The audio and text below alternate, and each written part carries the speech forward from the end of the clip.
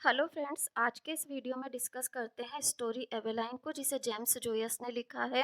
Ireland के थे और इनके नॉवल यूलिसस ने इन्हें काफ़ी फेमस बना दिया।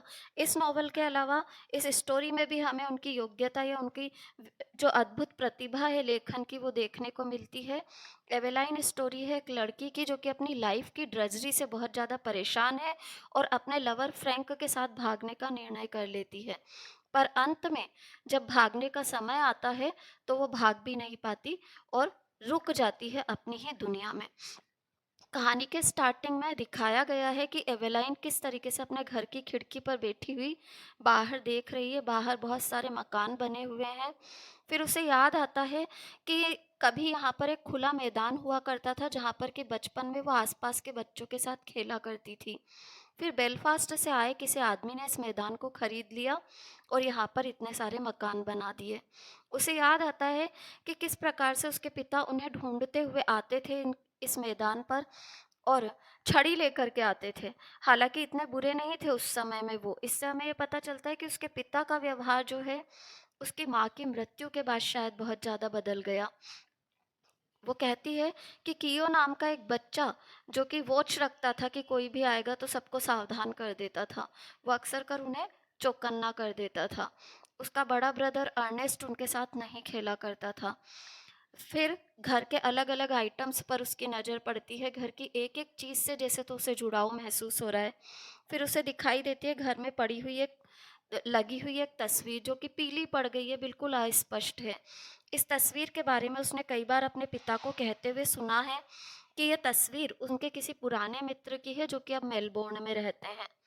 फिर उसे अपने दोनों भाइयों के बारे में याद आता है कि उसके दो भाई हैं, अर्नेस्ट और हैरी, और दोनों ही भाइयों से वो बहुत प्यार करती है। हालांकि अर्नेस्ट अब मर चुका है और हैरी चर्च के बिजनेस में है, चर्च डेकोरेशन बिजनेस में है। उसने डिसाइड कर लिया है कि वो भाग करके चली जाएगी। पर फिर वो खुद से ही सवाल करती है, क्या ये बुद्धिमानी पूर्ण काम होगा कि मैं यहाँ से चली जाऊँ, लोग कितनी बातें करेंगे, वो ये सोचती है।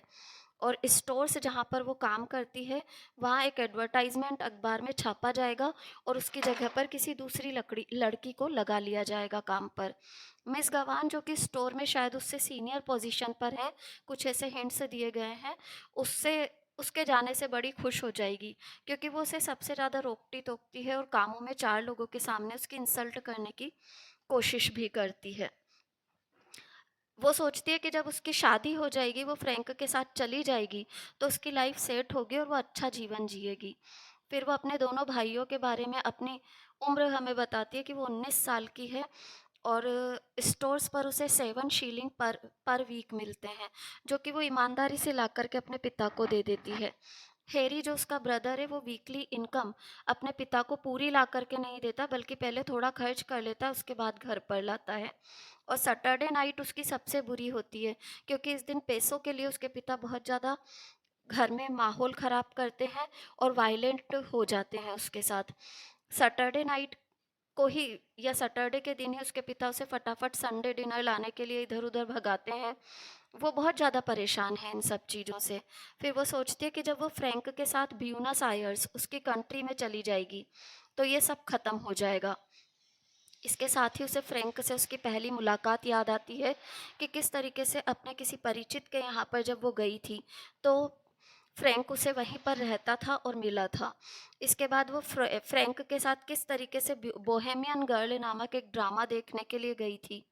फ्रैंक उसे प्यार से पॉपेंस बुलाता है। एलन लाइन का जो शिप है उसमें डेक बॉय के तौर पर उसने काम करना शुरू किया था, पाउंड अ मंथ के बेसिस पर। वो वादा करता है वेलाइन से कि शादी के बाद वो उसे एक बहुत ही प्यारा जीवन देगा। हालांकि अभी तक ये सब कुछ मिस्ट्री है कि आगे क्या होगा।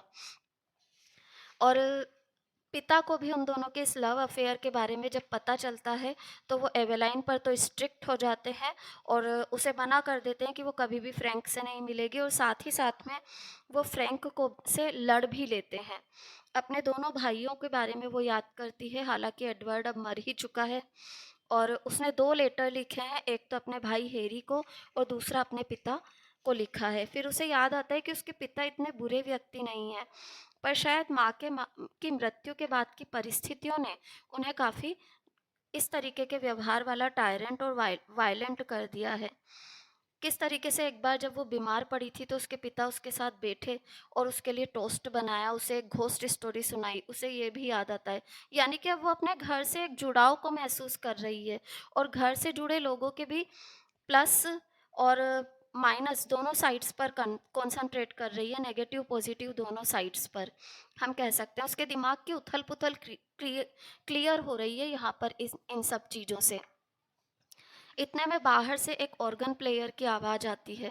फिर एवेलाइन को याद आता है कि किस तरह से उसकी माँ की मृत्यु के दिन भी एक ऑर्गन प्लेयर आया था और उसके पिता ने उसे डांट करके भगा दिया था। जैसे तो ये ऑर्गन प्लेयर आज एवेलाइन को याद करवाने आया है कि देखो, तुमने तुम्हारी माँ से उसकी मृत्यु के समय वादा किया था that you will keep the house together, पर अब तुम ऐसा कर नहीं रही हो, तुम तो सब छोड़ करके भाग रही हो। उसकी माँ के आखिरी शब्द उसे याद आते हैं, डेरेवॉन सेरन। डेरेवॉन सेरन का मतलब होता है the end of pleasure is pain, यानी कि जिस चीज़ को हम खुशी समझ रहे हैं उसके अंत में कोई दुख तो मौजूद नहीं है। एक इंडिकेशन सस्पिशन का दिया गया है इन शब्दों से। जैसे तो ये शब्द और उथल पुथल मचा देते हैं एवेलाइन के मन में। क्लाइमैक्स में हमें दिखाया गया है कि फ्रैंक और एवेलाइन दोनों पोर्ट पर पहुंच चुके हैं और वहां पर शिप के लिए इंतज़ार कर रहे हैं। फ्रैंक उसे अलग-अलग चीज़ें बता रहा है, रास्ते में क्या-क्या है, इन सब चीज़ों के बारे में बातें कर रहा है, परंतु एवेलाइन जैसे उसकी बातों पर ध्यान ही नहीं दे रही है। वो तो अलग ही चीज़ों पर कॉन्संट्रेट कर रही है। फ्रैंक का हाथ पकड़े हुए वो, परंतु फिर भी फ्रैंक के साथ नहीं है। वो अलग-अलग चीज़ों को सोचती जा रही है और सोच रही है कि क्या करे, मन ही मन वो कुछ प्रार्थनाएँ कर रही है। जैसे तो भगवान से विनती कर रही हो कि जो भी सही हो भगवान उससे वो करवा दे। जहाज़ की विशल होती है और फ्रैंक जब उसका हाथ पकड़कर आगे बढ़ने लगता है तो वो कस कर के रेलिंगें पकड़ लेती है और मना कर देती है, नो, नो, नो। और यहाँ पर फ्रैंक अकेला ही आगे बढ़ता है और एवेलाइन कस कर के पकड़े खड़ी रह जाती है उन रेलिंग्स को। कातर नज़रों से, जिनमें कि वो कुछ खुद ही नहीं समझ पा रही है कि वो क्या चाह रही है। बस एक अजीब से भाव से वो फ्रैंक को देखती रहती है और शिप चला जाता है। यहाँ पर कहानी ख़त्म होती है। एक लड़की की मानसिक दुविधा करने की कोशिश की है कि किस तरीके से जब उसके सामने एक बच कर के निकलने का मौका आता है तो वो किस प्रकार से अपने आसपास के माहौल से इतना ज़्यादा बंधा हुआ खुद को महसूस करती है कि वो हिम्मत ही नहीं जुटा पाती आगे की दुनिया में, जो कि उसे कुछ अच्छा मिल सकता है, इस उम्मीद के आधार पर ही आगे बढ़ पाए। यहाँ पर हमारी कहानी ख़त्म होती है। कहानी का एक्सप्लेनेशन और समरी अगर आप लोगों को अच्छी लगी हो तो प्लीज़ वीडियो को लाइक, सब्सक्राइब और शेयर ज़रूर कीजिएगा। Thank you everyone.